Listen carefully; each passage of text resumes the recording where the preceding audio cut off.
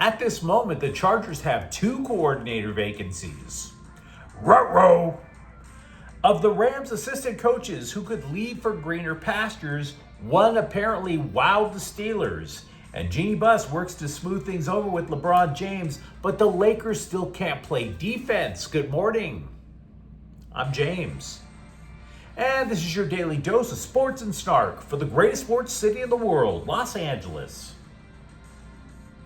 This is the faithful Angelenos morning report. So it is January 23rd, 2026. Welcome back to the home office. Do you like being in the know about LA sports? Well, if you do, clickety-clack the like button. Clickety-clack the subscribe button. There's a notification bell. Hit that. It'll let you know when we drop an update. Sharing is caring. Let people know we exist. By all means, comment. So we have a quick look at the scoreboard last night. Clippers 112, Lakers 104. Kawhi Leonard scored 24 for the Clips. Luka Doncic 32 for the Lakers. But we're going to talk more about the purple and gold in a few minutes. Meanwhile, there are no games involving LA teams today, which kind of sucks because I like to go to a game on my birthday. Yes, that's a hint.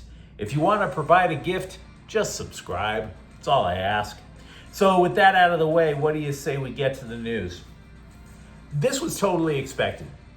Jesse Minter accepted the head coaching gig in Baltimore, which means the Chargers, after firing offensive coordinator Greg Roman, have topped that by losing their defensive coordinator. Now, we do know that there is a target for the offensive coordinator gig. We'll talk about that a little bit in a moment.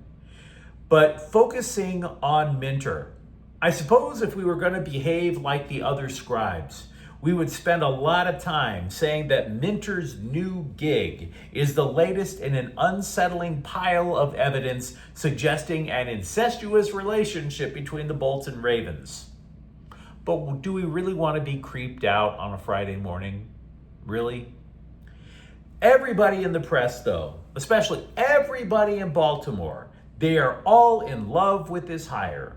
All the love, all the feels. You know, let them have their day. If there is any third world crap hole that could use a wee bit of sunshine, it ain't Minneapolis, it's Baltimore, Maryland. Honestly, I don't know if this is a home run hire because Minter's never been a head coach. He's 42. He replaces Jim Harbaugh's brother John. Again, a wee bit incestuous, but let's now focus on the Chargers. Because even when the Bolts couldn't score, which was every week, Minter's defense is what kept them in every single game. The Bolts do not qualify for the playoffs without that defense.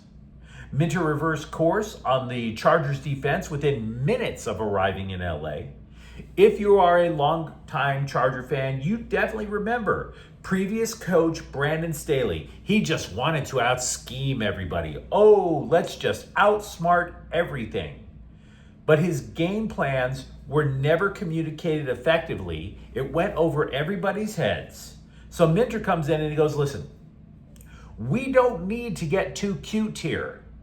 We're going to blow up the other team's blocking scheme, and we are going to over-communicate way too much on purpose. The left hand needs to know what the right hand is doing. And that resonated. Suddenly, the Bolts stopped every other offense dead in their tracks. In Minter's first year, the Chargers allowed the fewest points in the NFL. Last year, the Bolts had the 5th-ranked defense overall. Baltimore, meanwhile, finished 30th in pass yards allowed, 27th in sacks. This is the franchise of Ray Lewis, guys. So stop for a moment and not just think about strategy. Think about what it could mean for the Chargers' defensive personnel. They don't stop the pass in Baltimore. They don't apply quarterback pressure. 2 edge rushers for the Chargers are free agents, including Khalil Mack, who, he's considering retirement. He might stay in LA, but what about his connection with Minter? Would Mack and Bud Dupree move east to try to smooth out the transition to a new defensive idea? Revive the Ravens' pass rush. And by the way, at last check, defensive tackle Teair Tart, who revived his career with Minter, and linebacker Denzel Perryman are pending free agents. The Ravens have about $23 million cap space, but you could see how this could potentially develop in the weeks ahead. I'm not predicting who's signing where. I'm just saying there's the possibility. And I don't want to make this sound like a total downer, by the way, because according to NFL Network, Jim Harbaugh quickly pivoted to ask the Rams for permission to interview assistant head coach Aubrey Pleasant. Now, it is true that Pleasant is the Rams' passing game coordinator, but he has a lot of experience coaching defense, and when he was a player, he played safety. And by the way, he also coached at Michigan. Now, granted, it was under Brady Hoke, but he also likes the too high safety coverage package that Minter ran. The point is this: yes, it sucks to lose Minter, but Harbaugh knew all along. He was telling the scribes for the last 2 years it wasn't a matter of if, but when Minter would pack his bags for a head coaching gig. And Harbaugh knows the type of defensive leadership that he wants.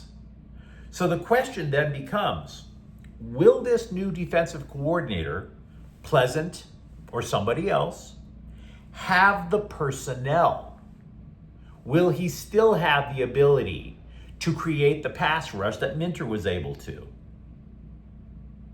And when it comes to personnel, just to cycle over to the offensive side, that's always been the problem I have with Mike McDaniel as the potential OC. Now, by the way, I'm not suggesting that McDaniel won't be the offensive coordinator, but have you noticed? He hasn't been hired yet.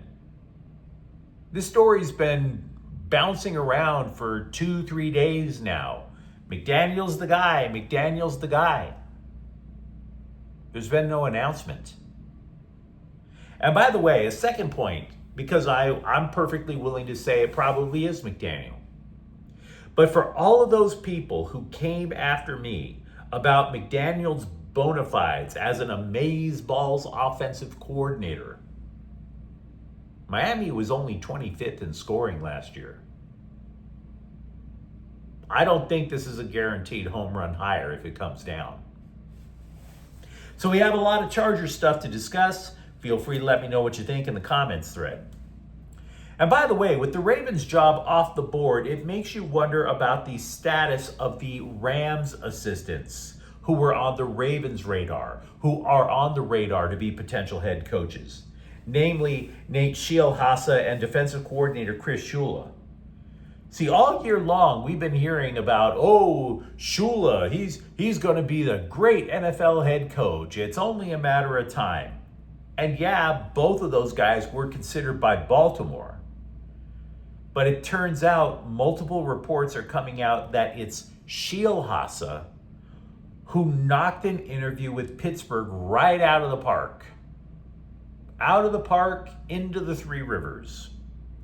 One report went so far as to suggest Scheelhaase is a finalist for the gig. Now that may be premature because there were other reports suggesting Shula was the guy. But those reports about Shula have zero sources. So the churn in the coaching industry keeps a churning. We discussed this a lot in yesterday's clip. A Lakers expose published on ESPN.com that basically painted Jeanie Buss as the Lady Macbeth of the NBA. Now, the primary thing that happened as a result yesterday is that Jeanie issued a statement. It wasn't about whether or not anything was true. It was basically a statement on her relationship with LeBron James. Because ESPN claimed Buss was miffed that James wasn't oh so grateful that the Lakers drafted Bronny James. So Buss took issue with that. Quote, it's really not right, given all the great things LeBron has done for the Lakers, that he has to be pulled into my family drama. To say that it wasn't appreciated is just not true and completely unfair to him, unquote. So then the scribes go over to James and he says, quote, I don't really care about the reports, to be honest, unquote. Now these statements, both from LeBron James and Jeanie Buss, absolutely expected, totally predictable. The point is not whether we should put any credence into ESPN's report, or Jeanie's denial, or LeBron James's attempt at being an elder statesman, Mr. Maturity. All I'm going to say about it is what I said yesterday. I can't wait for the transformation of the Lakers from the NBA's version of toddlers and tiaras to the Dodger model. The drama-free, win-at-all-costs Dodger model. Can't come soon enough. Besides, the Lakers have bigger issues than palace intrigue. See, that's the dirty little secret with these stories that you see on ESPN.com and elsewhere. That's what the scribes want you to focus on, whether or not your feelings are hurt. Man, to hell with feelings. When I was a teenager, I remember what it was like to have feelings. Then I became a man. I was like, what the hell are these? This is about wins and losses. And the Lakers have lost 10 of their last 17. See, the Lakers struggle because they don't take anything away from the opponent's offense, which was on full display last night at Intuit Arena. They fell behind by 26 points. Can the Lakers stop you in the interior or the perimeter? The answer thus far is hell no, they can't. Take a look at the stats from last night's game. The Lakers were out-rebounded 49-34. 13 Clipper offensive rebounds. And by the way, outside the arc, the Clippers sank 39% of their threes. But you want me to focus on Jeanie Buss? No, absolutely not. Darcy Kemper and Drew Doughty have both returned to Kings practice, and they are both expected to play on an upcoming road trip which begins Saturday in St. Louis. You might recall Kemper was hit by Johnny Bordzinski of the Rangers in the first period Tuesday. When he was hit, Kemper experienced a dead arm from a pinched nerve in his neck.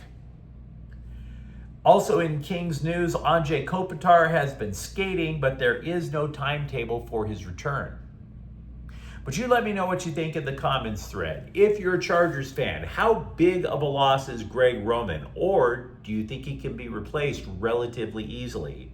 And for that matter, which Rams assistant is going to bid Sean McVay adieu? And if you enjoyed this update, don't forget to subscribe to Faithful Angelenos. We're talking LA sports every single day here.